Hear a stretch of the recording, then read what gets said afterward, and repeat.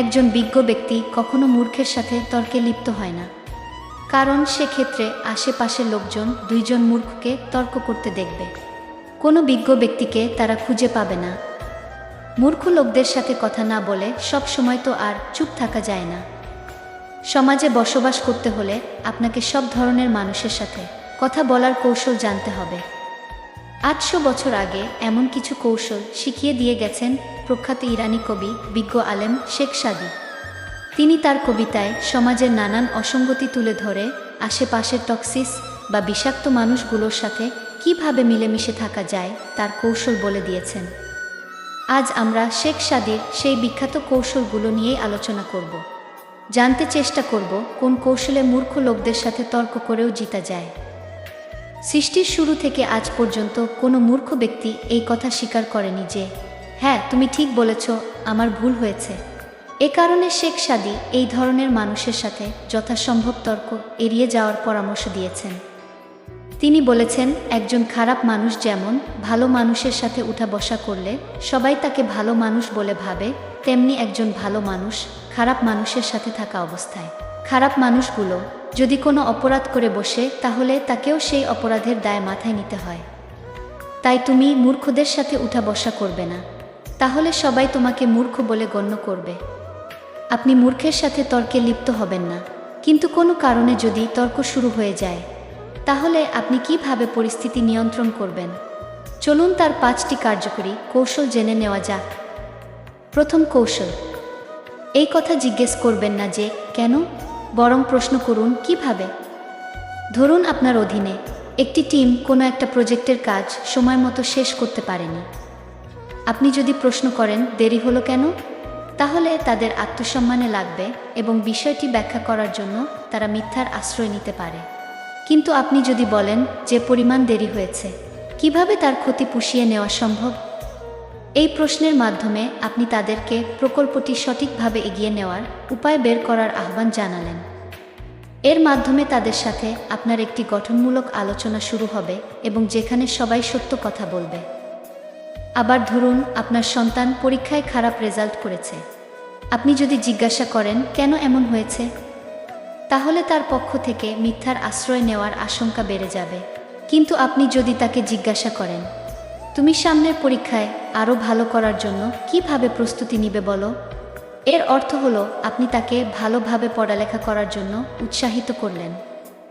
দ্বিতীয় কৌশল, আলোচনায় আপনি মূল বিষয়ে থাকুন, গুরুত্বহীন পয়েন্টগুলো এড়িয়ে চলুন। মূর্খ লোকদের অভ্যাস হলো আলোচনার সময় আপনাকে এমন প্রশ্ন করা যে এই ব্যাপারে বা ওই ব্যাপারে আপনার দৃষ্টিভঙ্গি কি, অথবা আত্মরক্ষার জন্য তারা আলোচনায় তৃতীয় ব্যক্তির প্রসঙ্গ উপস্থাপন করবে। যেমন সে বলবে উমুক তোমার ব্যাপারে এই কথা বলেছে, কিন্তু আপনি যদি এই সব ফালতু আলাপে জড়িয়ে যান এবং তৃতীয় ও চতুর্থ ব্যক্তিকে আলোচনায় নিয়ে আসেন, তাহলে আপনি হেরে গেলেন। মূর্খ ব্যক্তিরা এই অপকৌশল প্রয়োগ করে আপনাকে ঘায়েল করে ফেলবে। তৃতীয় কৌশল, আলোচনা কিংবা তর্কের সময় কোনো অবস্থায় আবেগপ্রবণ বা উত্তেজিত হবেন না। আপনি বাস্তবতার শক্তিকে ভুলে যাবেন না। আপনি যা বলছেন তার সত্যতা সম্পর্কে যদি নিশ্চিত হন, তাহলে উত্তেজিত হওয়ার কোনো প্রয়োজন নেই। আপনার প্রতিপক্ষ মূর্খ, কিন্তু আপনিও যদি আগ্রাসী ও জেদি মনোভাব ব্যক্ত করেন, তাহলে আপনিও তো সেই মূর্খ আচরণই করলেন। এ কারণেই বলা হয় একজন বিজ্ঞ ব্যক্তি কখনো মূর্খের সাথে তর্কে লিপ্ত হয় না, কারণ সেক্ষেত্রে আশেপাশের মানুষজন দুজন মূর্খকে তর্ক করতে দেখবে। কোনো বিজ্ঞ ব্যক্তি তারা খুঁজে পাবে না। চতুর্থ কৌশল, যে বিষয়ে আপনি নিশ্চিত জ্ঞান রাখেন না সে বিষয়ে তর্কে লিপ্ত হবেন না। প্রযুক্তির উৎকর্ষের এই যুগে সবাই যখন দীর্ঘ সময় ধরে ভার্চুয়াল জগতে ঘুরে বেড়ায় এবং আমাদের উপর প্রতি মুহূর্তে তথ্যের বর্ষণ হতে থাকে, তখন কোনো কিছু সম্পর্কে ধারণা লাভ করা এবং সেই বিষয়ে নিশ্চিত জ্ঞান অর্জন করার মধ্যে পার্থক্য করতে হবে। আমরা সাধারণত কোনো কিছু সম্পর্কে হালকা পাতলা কোনো তথ্য পেলেই ভাবি এই বিষয়ে আমি একজন পণ্ডিতে পরিণত হয়েছি। অথচ ওই বিষয়ে যদি আপনি গভীর জ্ঞান অর্জন করতে চান, তাহলে সে সম্পর্কে আপনাকে গবেষণা করতে হবে। আপনি যখন কোনো মূর্খের সাথে তর্ক করছেন, তখন ধরে নেবেন 10 বছর বয়সী একটি শিশুর সাথে আপনার কথা হচ্ছে। আপনি যদি কোনো বিষয়ে 10 বছর বয়সী কোনো শিশুকে বোঝাতে সক্ষম না হন, তাহলে বুঝতে হবে ওই বিষয়ে আপনার যথেষ্ট জ্ঞান নেই। তাই এই বিষয়ে আলোচনা বা তর্কে লিপ্ত না হওয়াই ভালো। মনে রাখবেন, একজন জ্ঞানী ব্যক্তি সব বিষয়ে জ্ঞান রাখে না। শুধুমাত্র মূর্খ ব্যক্তিরাই ভাবে তারা সব বিষয়ে জ্ঞান রাখে। পঞ্চম ও শেষ কৌশল, মূর্খ লোকদের কথা বলতে দিন। তারা যত বেশি কথা বলবে তত বেশি নিজের অজ্ঞতা প্রকাশ করে দিবে।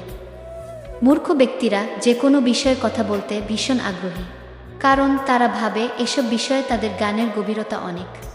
এ কারণে তারা কোনো আলোচনা বা তর্কে ব্যাপকভাবে লেকচার দিতে থাকে। তখন ভাবতে থাকে তারা নিজেদের জ্ঞানের ভাণ্ডার তুলে ধরছে। কিন্তু তাদের এই আচরণটি আপনার কাছে একটি শক্তিশালী অস্ত্র। আপনি তাকে কথা বলতে দিন, তার কথার মধ্যে ঢুকে যাওয়ার প্রয়োজন নেই।